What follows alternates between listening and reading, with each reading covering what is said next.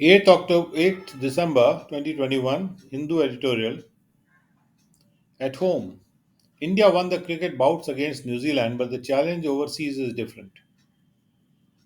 भारत ने जो बाउट्स हुए थे, यानी कि जो दंगल हुए थे न्यूजीलैंड के खिलाफ क्रिकेट के, वो जीत लिए थे। लेकिन जो दूसरे देश में जो चैलेंज है वो फर्क है। India's domineering cricketing aura, especially in its backyard, was further reiterated at the conclusion of the Test series involving New Zealand and at Mumbai's Wankhede Stadium on Monday. Bharat का जो क्रिकेट का ऑरा है, यानी Bharat cricket में इतना successful है कि एक शाइन है उसके सिर के पीछे, एक ग्लो है, एक चमक है कि भारत डोमिनेट करता है क्रिकेट को, खास तौर पे अपने बैकयार्ड में, यानी कि अपने घर में, यानी भारत में। यानी भारत में जब भी मैच खेले जाते हैं तो भारत उसमें जीतता है। ये जो ऑरा है, ये फिर से रिपीट हुआ जब टेस्ट सीरीज कंक्लूड हुई, जिसमें कि न्यूजीलैंड शामिल था, मुंबई के वानखेड़े स्टेडियम में मंडे को। The emphatic 372-run triumph in the second test helped Virat Kohli's men clinch the series at 1-0. जो बड़े एम्फेसिस से, यानी बड़े जोर शोर से 372 रन से जो जीत की खुशी हासिल हुई है, ये 372 रन काफी मात्रा में रन है जिनसे की जीत हासिल हुई है, जिस वजह से इसको एम्फेटिक कहा जा रहा है कि ये जीत काफी जोर शोर से ली गई। सेकंड टेस्ट में इसने मदद किया विराट कोहली के मैन को कि वो इस सीरीज को क्लिंच कर दें, यानी कि अपने फेवर में पकड़ लें, हासिल कर लें 1-0 पे। This climax emerged after New Zealand mounted a stirring resistance in the opening drawn fixture at Kanpur when Ajinkya Rahane led India in Kohli's absence. और ये जो क्लाइमैक्स है ये तब उभर के आया जब न्यूजीलैंड ने काफ़ी एक हिला देने वाला जो रेजिस्टेंस है वो माउंट कर दिया था, यानी कि वो काफ़ी तेज़ रेजिस्टेंस कर दिया था एक ओपनिंग फिक्सचर में, ओपनिंग मैच जो हुआ था, जो कि ड्रॉ हो गया था कानपुर पे, जब अजिंक्य रहाणे ने इंडिया को लीड किया था कोहली के एब्सेंस में। The Indian template at home, runs on the board, and wily spinners on the mark was in vogue, and there was nothing much the Black Caps could do, especially after regular skipper Kane Williamson missed the final test with an injury.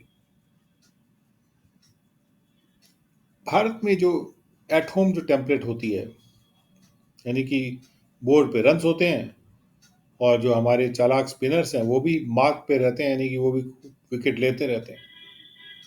यही fashion में था जो was in वोग, यानी जो Indian template है, जो जैसे India जब इंडिया में खेलता है तब जो तरीका होता है, वही तरीका या वही रिजल्ट, सेम टेम्पलेट जो था वो फैशन में था। और ब्लैक कैप्स कुछ खास कर नहीं सकते थे। ब्लैक कैप्स यानी जो ब्लैक कैप लगाते हैं न्यूजीलैंडर्स, खास तौर पे जब रेगुलर स्कीपर उनके केन विलियमसन ने फाइनल टेस्ट मिस कर दिया था एक इंजरी के साथ। The latest victorious outing in the longest format was India's 14th consecutive Test series win at home since 2012 December, when the visiting England squad ambushed the host, riding on Kevin Peterson, James Swan, and Monty Panesar. जो latest है ये victorious outing हुई है, जीत की outing हुई है। Outing मतलब जो खेलने के लिए बाहर निकलना, लॉन्गेस्ट फॉर्मेट में, यानी टेस्ट क्रिकेट में, क्योंकि सबसे लंबा फॉर्मेट है, 2020 से लंबा है टेस्ट क्रिकेट, और वनडे मैच से भी लंबा है।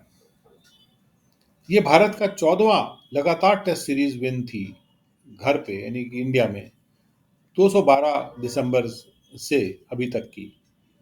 जब 212 दिसंबर में जो इंग्लैंड का स्क्वाड विजिट कर रहा था इंडिया में, तो उन्होंने होस्ट को एम्बुश कर दिया था, यानी कि जो भारत चूंकि होस्ट था उसको बुरी तरह से अटैक करके हरा दिया था। केवन पीटरसन, ग्रेम स्वॉन और मॉन्टी पेनिसर के ऊपर राइड करते हुए। यानी इन तीनों खिलाड़ियों ने काफ़ी अच्छा खेला और उसकी वजह से भारत को उन्होंने बुरी तरह से हरा दिया। Since that stumble India at home has been invincible. तब से जो लड़खड़ाया था भारत, तब से भारत जो है अजेय रहा है। Batters obviously feeling at home, seamers adept at swing, both conventional and reverse, and spinners headlined by a remarkable R. Ashwin have all contributed in nursing India's blinding halo in a familiar environment.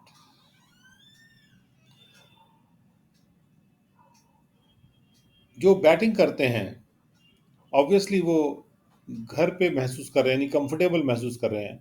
जो seamers हैं यानी जो bowlers हैं वो अपने swing करने में एकदम दक्ष हैं, अडेप्ट हैं, और दोनों टाइप की स्विंग में, चाहे वो पुराने टाइप की हो, कन्वेंशनल स्विंग हो, या फिर उल्टी स्विंग हो, रिवर्स स्विंग। और जो स्पिनर्स हैं उन्होंने एक जिनको हेडलाइन करते हैं एक रिमार्केबल आर अश्विन, जो कि इंडिया के स्पिनर हैं, इन सब ने योगदान दिया था भारत के ब्लाइंडिंग हेलो को नर्स करने में। ब्लाइंडिंग जो दूसरों को, प्रतिद्वंदी को ब्लाइंड कर देता है, ऐसी चमक को नर्स करके, यानी कि उसको बढ़ाने में एक फेमिलियर एनवायरनमेंट में, जो परिचित एनवायरनमेंट में। Perhaps it was prescient of former Australian skipper Steve Waugh to refer to India as the final frontier 2 decades ago. शायद जो भूतपूर्व ऑस्ट्रेलियन कैप्टन है स्टीव वॉ, उन्होंने पहले से प्राप्त हो जाने वाली जानकारी दिखाई दी। प्रेसिडेंट मतलब जो पहले से जान जाए आगे क्या होने वाला है। क्योंकि जब उन्होंने इंडिया को रेफर किया था कि इंडिया एक फाइनल फ्रंटियर है, 2 दशक पहले उन्होंने कहा था। And as the last fortnight revealed, the fortress remains intact. और जैसे कि पिछले फोर्टनाइट ने रिवील किया है, दर्शा दिया है कि ये जो किला है ये अभी भी इंटैक्ट है। ये फाइनल फ्रंटियर किला जो है, फ्रंटियर बॉर्डर के लिए कहते हैं। The sparkling performance at Mumbai and the earlier 3-0 sweep in the 2020 internationals against the same rival also helped new coach Rahul Dravid step in on a winning note. ये जो चमकदार performance दी, प्रदर्शन दिया है मुंबई में, और इसके पहले जो 3-0 से स्वीप कर लिया था, यानी कि दूसरे पार्टी को मौका ही नहीं मिला स्कोर करने का 2020 इंटरनेशनल में, सेम उसी प्रतिद्वंदी के खिलाफ यानी न्यूजीलैंड के खिलाफ ही इसने नए कोच राहुल द्रविड़ को हेल्प किया है कि वो जब कोच बने तब एक विनिंग स्वर पे बने, जीतते स्वर पे बने। But as David pointed out, New Zealand competed hard at varying points. लेकिन जैसे दाविद ने पॉइंट आउट किया था, न्यूजीलैंड ने काफी हार्ड compete किया कई पॉइंट्स पे, स्पेशली इन कानपुर, खासतौर पे कानपुर में। Even if the unit got overwhelmed in the subsequent clash, left-arm spinner Ajaz Patel's perfect 10 in the first innings, followed in the footsteps of Jim Laker and Anil Kumble, was a splendid feat. भले ही ये unit जो है overwhelm हो गया, यानी उसको आच्छादित हो गया, उसको हरा दिया गया बाद वाले क्लैश में, फिर भी left arm spinner Ajaz Patel का जो परफेक्ट टर्न था, यानी सारी 10 की 10 उन्होंने विकेट ले ली पहले इनिंग्स में, जिम लेकर और अनिल कुंबले के द्वारा जो किया गया था उसके फुट स्टेप्स में, एक स्प्लेंडेड फीट था। एक ज़बरदस्त, एक बेहतरीन एक उपलब्धि थी। The Mumbai-born New Zealand's immigrants' excellence reflected the Indian diaspora's increasing sporting clout across shores. Mumbai में पैदा हुए जो न्यूजीलैंड के इमिग्रेंट हैं एजाज पटेल, उनके जो उन्होंने जो एक्सेलेंस दिखाई है, ये रिफ्लेक्ट करती है कि भारत का जो डायस्पोरा यानी भारत के लोग जो पूरे विश्व में फैले हुए हैं, उनका कितना बढ़ता हुआ स्पोर्टिंग पकड़ है, क्लाउट है, उनका महत्व है शोर्स के पार भी। यानी कहना चाह रहे हैं कि ये जो न्यूजीलैंड की तरफ से जो अच्छा खेले भी, वो भी भारतीय थे। This was the return of the prodigal but with a twist. तो जो एजाज पटेल ने किया वो एक प्रोडिगल का रिटर्न है,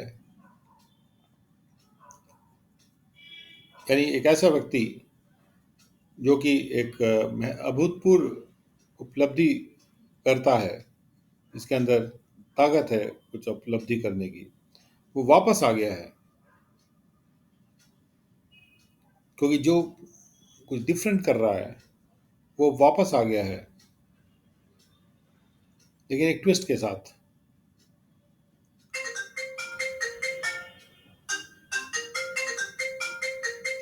क्योंकि उन्होंने अच्छा तो किया, लेकिन फिर भी वो न्यूजीलैंड जो है इस मैच को हार गई। And as the pandemic throws up variants while India looks ahead at the imminent tour of South Africa, it is not essentially a perfect state. और जैसे पैंडेमिक जो है वो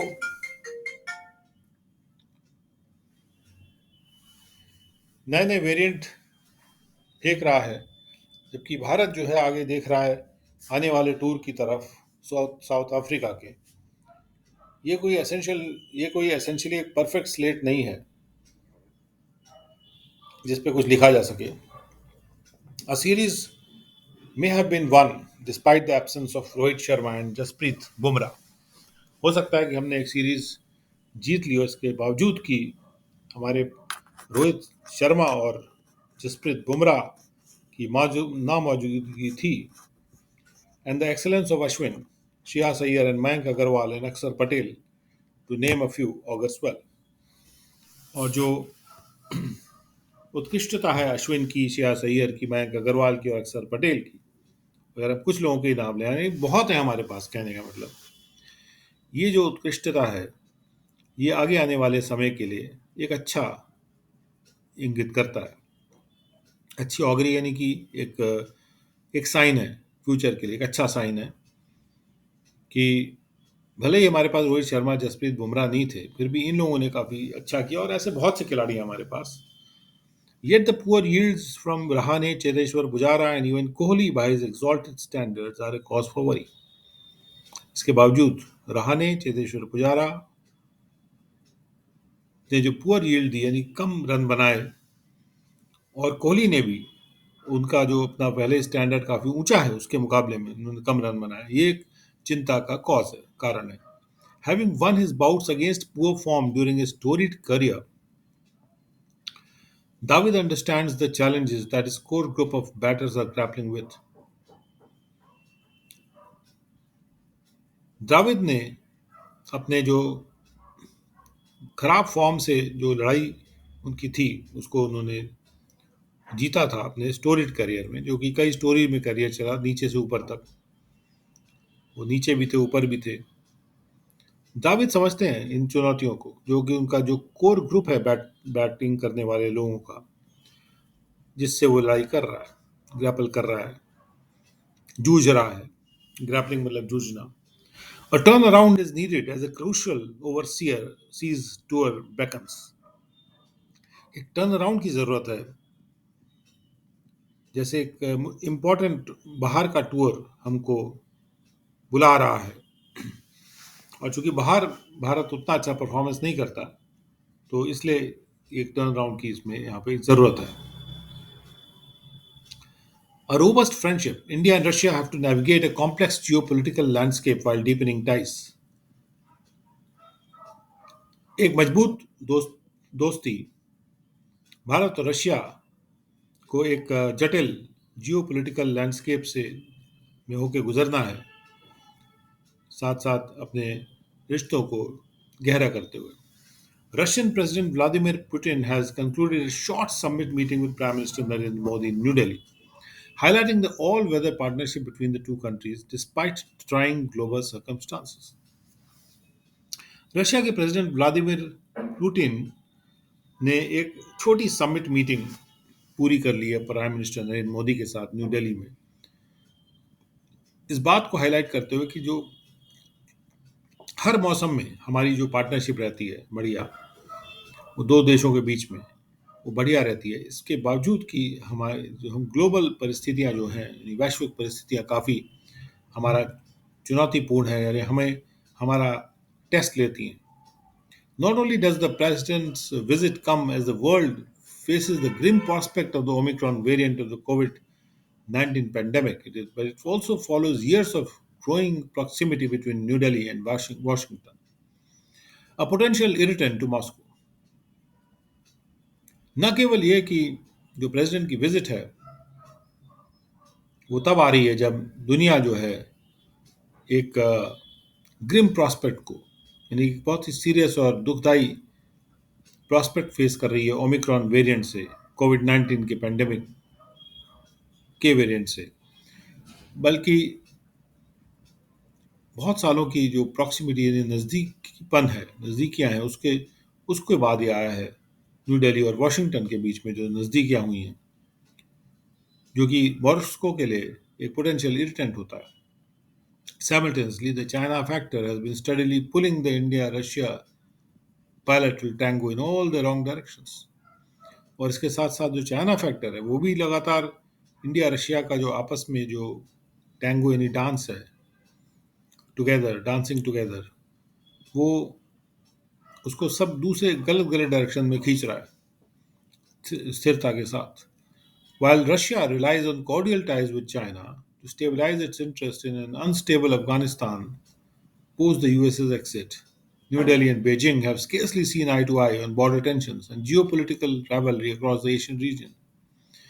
जबकि रशिया निर्भर करता है अपने अच्छे सुहृद मृदु रिलेशंस पे चाइना के साथ, जिससे कि उसका जो इंटरेस्ट है वो स्टेबलाइज हो एक अनस्टेबल अफगानिस्तान में यूएस के एग्जिट के बाद में.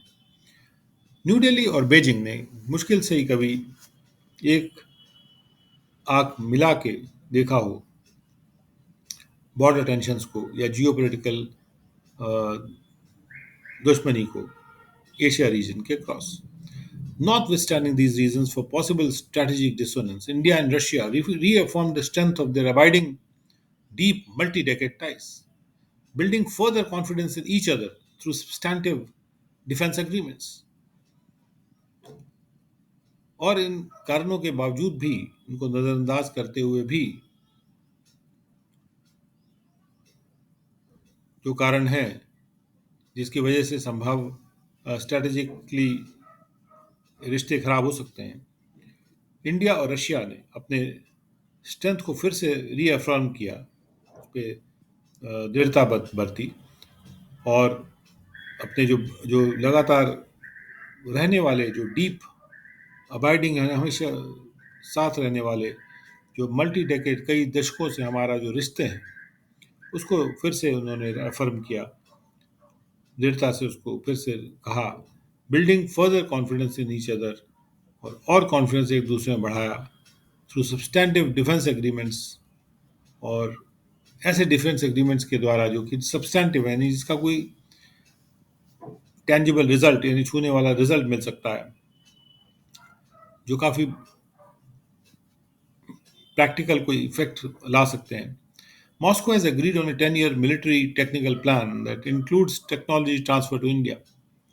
मॉस्को ने 10 साल के एक मिलिट्री टेक्निकल प्लान पर एग्री किया है जिसमें कि टेक्नोलॉजी इंडिया में आएगी. And trade received a fillip through an agreement for India to produce more than 6 lakh Kalashnikov assault rifles. और ट्रेडिंग को भी एक एनकरेजमेंट मिला, एक उभार मिला, एक उछाल मिला, एक एग्रीमेंट के द्वारा, एग्रीमेंट के माध्यम से, जिसमें कि भारत जो है वो 6 लाख कलाशनिकॉव असॉल्ट राइफल्स प्रोड्यूस करेगा, यानी मैन्युफैक्चर करेगा, बनाएगा. For India's part, despite resistance from Washington through it's countering America's adversary through Sanctions Act, New Delhi will proceed with purchasing the S-400 missile defense system from Moscow. और भारत के part पे इसके बावजूद कि वॉशिंगटन का resistance आ रहा है अपने उनके जो countering American adversaries through sanctions, ये एक्ट उनका अधिनियम है जिसमें वो कहते हैं कि अमेरिका के जितने के दुश्मन हैं उनको हम काउंटर करेंगे सैंक्शंस के द्वारा. न्यू दिल्ली फिर भी प्रोसीड करेगा S-400 मिसाइल डिफेंस सिस्टम्स को खरीदने की तरफ मॉस्को से. The challenges facing Mr. Modi and Mr. Putin in terms of maintaining this momentum in bilateral exchanges are multidimensional. जो चुनौतियां मिस्टर मोदी और मिस्टर पुतिन को फेस कर रही हैं, के सामने आ रही हैं, कि क्या वो इस मोमेंटम को मेंटेन कर पाएंगे अपने आपसी बैलेट्रल एक्सचेंजेस में, ये मल्टी मल्टी डायमेंशनल है. First and most eminently, the pandemic has periodically crippled the growth of both economies, and the threats to public health remain despite considerable progress with vaccinations. सबसे पहले और जो सबसे नज़दीक है, जो पैंडेमिक ने समय समय पे दोनों इकोनॉमीज़ की ग्रोथ को लंगड़ा कर दिया है, और जो पब्लिक हेल्थ की जो थ्रेट है वो बनी रहती है. इसके बावजूद हम काफ़ी वैक्सीनेशंस में प्रोग्रेस कर रहे हैं. सेकेंड यानी दूसरा, Russia US ties are showing signs of fraying yet again. Russia और यूएस के जो रिश्ते हैं वो फिर से ऐसे साइन दिखा रहे हैं कि वो जैसे रस्सी जो होती है फ्रे हो जाती है, यानी कि वो उसके धागे निकल जाते हैं, यानी कि रिश्ते टूटते हुए नजर आ रहे हैं, उनके रिश्ते खराब होते हुए नजर आ रहे हैं. This time over US president जो बिडेन्स intention reportedly warned Mr. Putin that Russia will face economy jarring sanctions if it seeks to occupy Ukraine, a fear that has grown in the US as Russian troops massed near the Ukraine border. और इस बार जो रिश्ते खराब हो रहे हैं ये इस वजह से हो रहे हैं कि US president Joe Biden Biden का जो इंटेंशन है, जो रिपोर्ट किया जा रहा है कि वो उनका इंटेंशन है कि वो मिस्टर पुतिन को चुनाव को वार्निंग दे देंगे कि रशिया इकोनॉमी को चार करने वाले, इकोनॉमी को हिला देने वाले सैंक्शंस फेस कर सकता है यदि वो ये कोशिश करता है कि वो यूक्रेन को ऑक्यूपाई करे. एक ऐसा डर है ये जो कि यूएस की तरह ही वो डर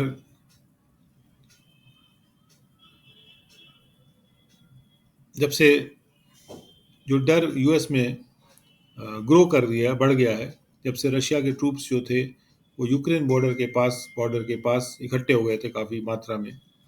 India has so far held firm to its mantra of strategic autonomy in a multipolar world, but South Bloc will have to work hard to manage the tightrope act between Moscow and Washington. अभी तक भारत ने firm hold किया है, यानी कि दृढ़ता से अपने मंत्रा को पकड़े रखा है कि स्ट्रेटेजिकली यानी कि रणनीति के रूप में वो अपने ऑटोनॉमी को बरकरार रखेगा एक कई पोल वाली वर्ल्ड में. लेकिन साउथ ब्लॉक को ये मेहनत करनी पड़ेगी एक टाइट रोप एक्ट को मैनेज करने के लिए में, जो कि मॉस्को और वाशिंगटन के बीच में